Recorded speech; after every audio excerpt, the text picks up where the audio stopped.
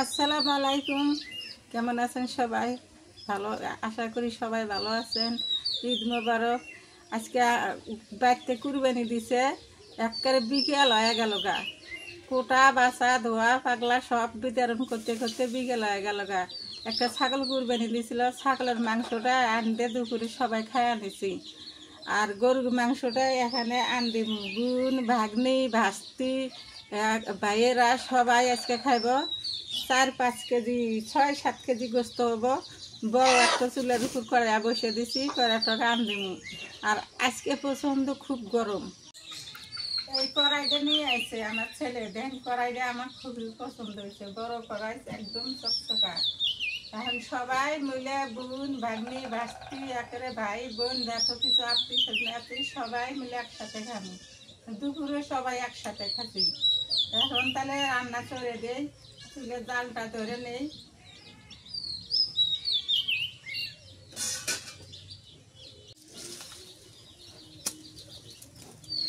সোলান এই তো পাতা দিয়ে জাল ধরার লাগে।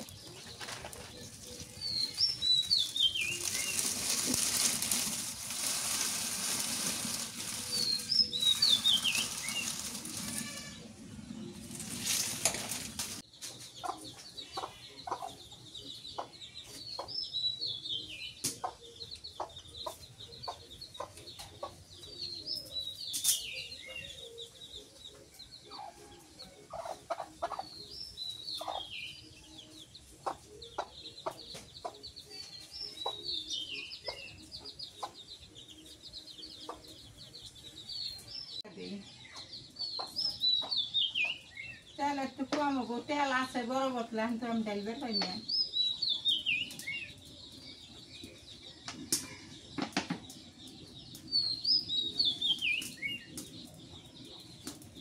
দিয়ে দিলাম তেজপাতা, ছোট এলাচ, বড় গরম মশলা, দারচিনি, লং দিয়ে দিলাম।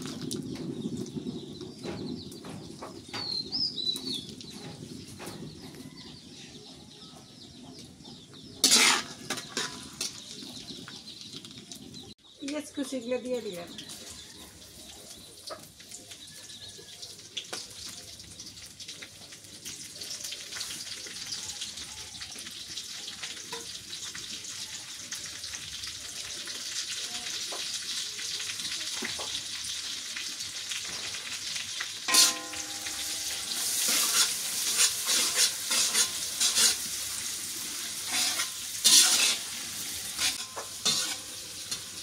এই কড়াই যেদিন নিয়ে আসে সেদিন এই খন্তিটা নিয়ে আসে, এটা হেও কয় খন্তিও কয়, আবার কেউ হাতাও কয়। আবার কেউ কেউ আটাও কয়। হ্যাঁ, এই দেখেন কত সুন্দর বড়, এই কড়াইর সাথে মিলে গেছে। নাইরে সাইরে আরাম পাওয়া যায় না। নেড়ে চেড়ে আরাম পাওয়া যায়, হাতের সাথে গরম লাগে না। এই কড়াইটা নিয়ে আসার কারণ হচ্ছে মাঝে মাঝে তো আমার বাড়িতে আত্মীয় স্বজন আসে না, হ্যাঁ হ্যাঁ খাওয়া দাওয়া হয়। মানে আমার বাড়িতে ছিল না, খালি দৌড়াদৌড়ি এই বাড়িতে ও বাড়ি যাওয়া লাগতো। পরে এই যে এই কড়াইটা নিয়ে আসছে, ভালোই হয়েছে। কেমন হয়েছে একটু বলবেন।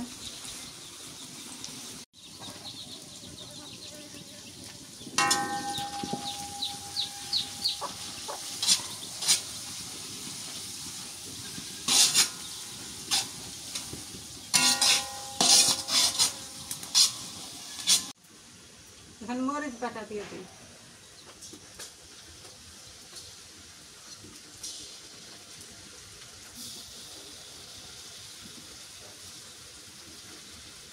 শুট মরিচের গুঁড়ো দিয়ে দিই।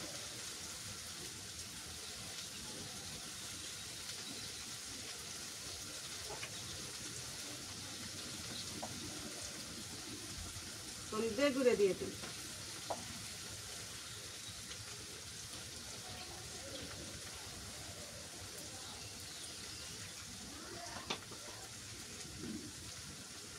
নুন দিয়ে দিই।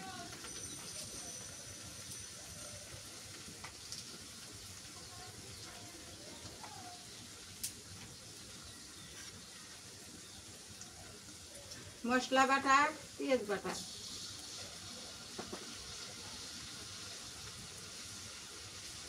জিরে বাটা,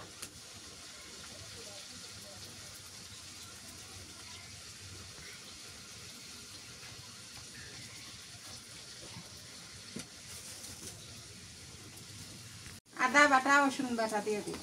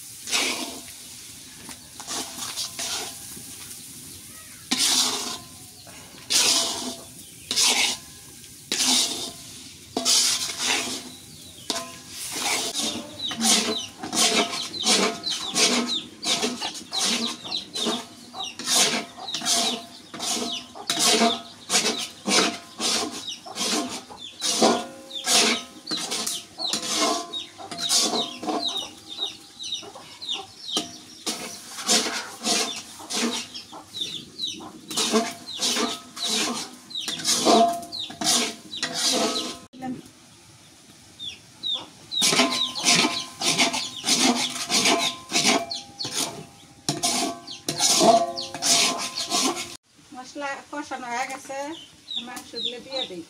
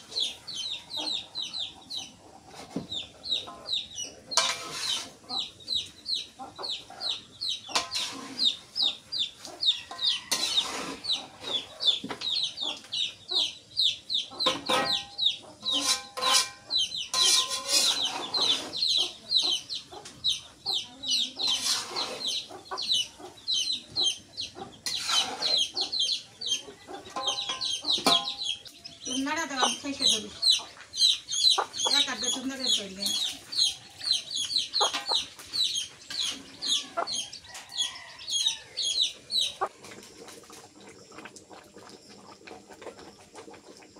আজকে আমদিতে আয় হয়ে গেছে গা। হঠাৎ করে ছেলেটা কি হচ্ছে, পড়ে গেছে গা, পড়ে যায় অসুস্থ হয়ে গেছে গা।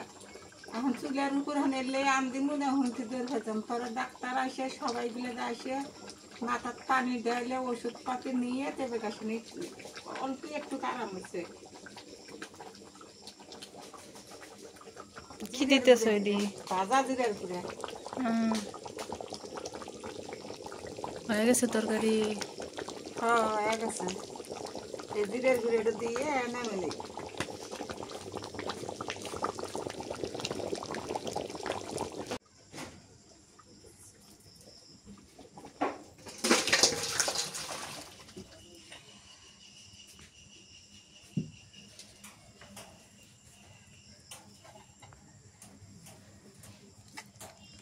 রাত হয়ে গেছে তো, আর লাইটের বেশি আলো নাই, এই জন্য আর কি এরকম লাগতেছে। তো ভালোই হয়েছে, সুন্দর হয়েছে।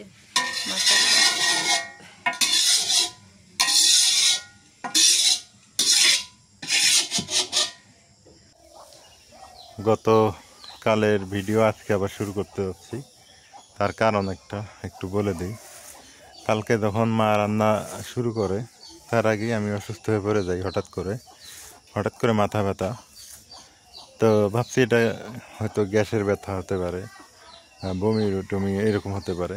ওষুধ খাইছি, কাজ হয় নাই। পরবর্তীতে দেখি না, মানে আবসা আবসা দেখি আমি। তারপরে হচ্ছে আপনার দেখি মনে হয় কাকে কে মারতেছে, মানে আবুল তাবুল দেখা শুরু করছে আর কি এরকম। পরে কবিরাজ আসছে, কবিরাজ এসে উনি একটা ধারা দিছে, আমার মাথা ব্যথাও শেষ, শরীর ঝিমঝিমে নিয়ে শেষ, আবুল তাবুল দেখা দেখিয়ে শেষ। তো পরে ওনারা বলে গেল আর কি যে আপনার এখানে মানে এই জায়গাটা আসলেই ভালো না, আগের থেকেই আমরা যেখানে বাড়ি করে আছি এইখানে হচ্ছে মানে আগে ওই অবৈধ যে লাশগুলো ছিল আর কি, অবৈধ লাশ হয়তো বা বুঝতে পারছেন আপনারা, অবৈধভাবে যেগুলা মানুষ মারা যেত সব এখানে এনে আমাদের এই বাড়ির আশপাশ দিয়ে এখানে রাখতো।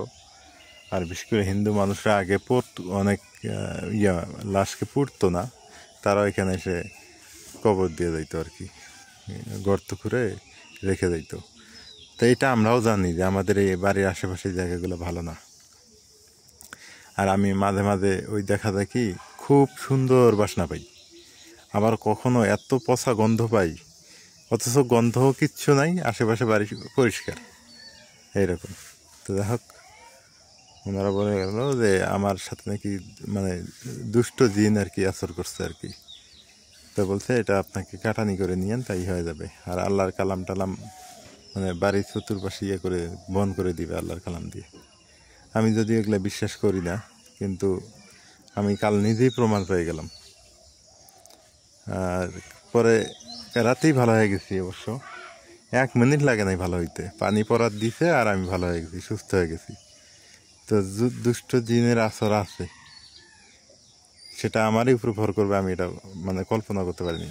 আরেকটা ব্যাপার সেটা বলি, ওই অবস্থায় যে আমার এত খিদে লাগতেছিল, এত খিদে, খাবার নিয়ে আসে, বলি খাবার দাও খাবার দাও, খাবার নিয়ে আসে, খাইতে পারি না। পরে যখন ঝাড়া ফুঁক দিল তখন আমি পরিষ্কার হয়ে গেলাম, তখন আর কোনো খিদে লাগে নাই, তখন আমি আর কোনো ঝামেলাই নেই, আমি সুস্থ মানুষ একদম। তাহলে দেখেন কি এক অবস্থা। তো এই জন্যে কালকে আমি ঈদের দিন একটা গেছে আমার, মনে করেন যে একটা কি গেছে, একটা যন্ত্রণার দিন বলা চলে। আগেবেলা মাংস কাটাকাটি করছি, আর পরের বেলা আমাকে নিয়ে বাড়ির সবাই চিল্লা ফেলা শুরু করে দিছে। তো এই হলো অবস্থা, এই জন্য ঈদের দিন ভিডিও আপলোড করতে পারি নাই। আর আজকে এই জন্য আবার চলে আসলাম। আজকে সুস্থ আছি, তবে কথা বেশি বলতে পারতেছি না, ঘুম প্রচুর ঘুম মনে হয় চোখে, এরকম অবস্থা। আপনাদের দোয়ায় ভালো আছি এখন।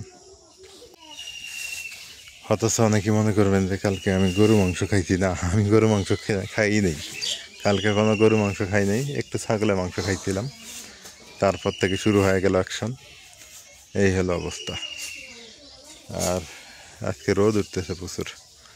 তো আপনাদের ঈদ কেমন কাটলো সবাই একটু জানাবেন কমেন্টে। আমার তো ঈদ এইভাবেই কাটছে, কালকে ঈদের দিন, আমার তো ঈদের দিন তো না যেন একটা বিপদের দিন গেছে কালকে। মানুষ ঈদের দিন খুশি থাকে, আর কালকে আমাকে নিয়ে সবাই চিল্লা ভালো শুরু করতে পারে। ওয়েদার আজকে পরিষ্কার।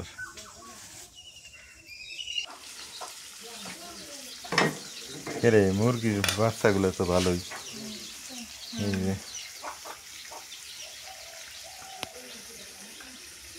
কি সুন্দর খেলা করে, এগুলো বাড়ির আবার মানান না, এই যে কত সুন্দর, ওই যে ওখানে কয়টা বাচ্চা, ওই যে ওখানে বাচ্চা, এনে বাচ্চা, আর এরা একবারে মানে হরতাল ডাকছে, মানে একবারে ডিম পাড়া বন্ধ, একবারই মনে করো যে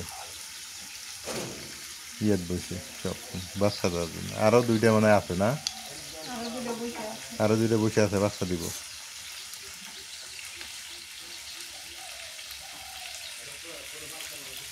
সোনা দোকান দিতে থাক দেবে না,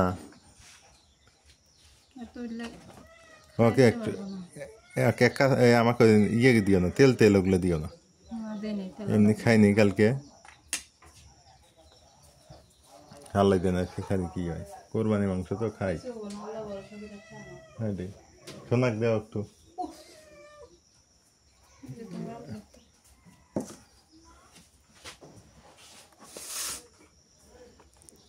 কোরবানি মাংস, অথচ কোরবানির দিন খাইতে পারিনি। দেও একটু, এই গরম ভাত আর গরু মাংস, বিসমিল্লাহ।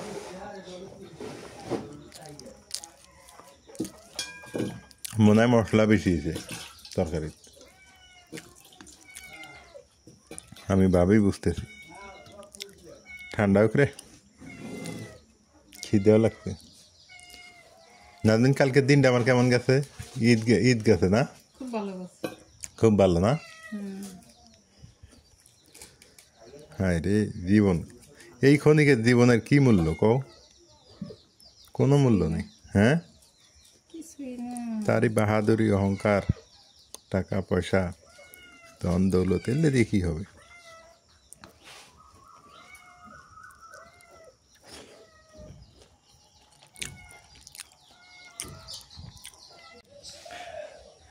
আজকে একটু গরু মাংস খাইলাম। কোরবানি মাংস তো না খেলেও হয় না, রহমত থাকতেও পারে বা আছে।